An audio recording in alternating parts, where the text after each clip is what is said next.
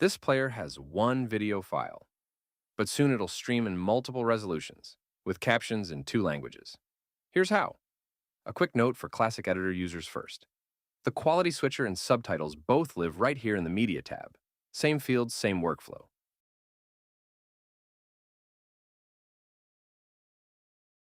Now, the Gutenberg way. In the Qualities panel, click Add New Quality. Pick the resolution at 1080 and point it at the 1080 version of your file. The source list even suggests URLs from your library. Add as many as you need. We're adding 576 as a lighter option. One rule worth remembering. With the switcher on, keep your main video source at 720. You can see the recommendation right on the field. Update the page, and let's watch.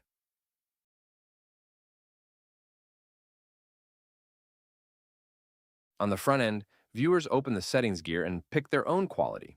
1080 for detail, 576 for speed. Just like YouTube.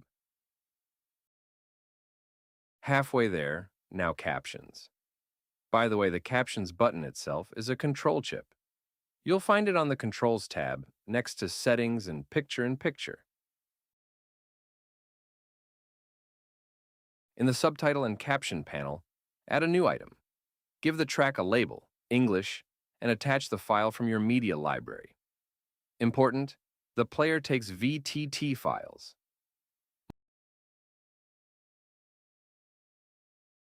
Multiple languages, add another item, French, with its own VTT file. Each track shows up as a choice for your viewers. Update, and back to the front end for the fun part.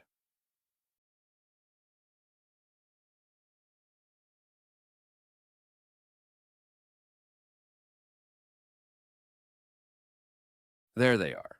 English captions, live on the film. Open the Captions menu, and every language you added is right there. Switch to French, and the track changes instantly. Last touch. Want captions on from the first frame? Flip Enable by default and pick the default track.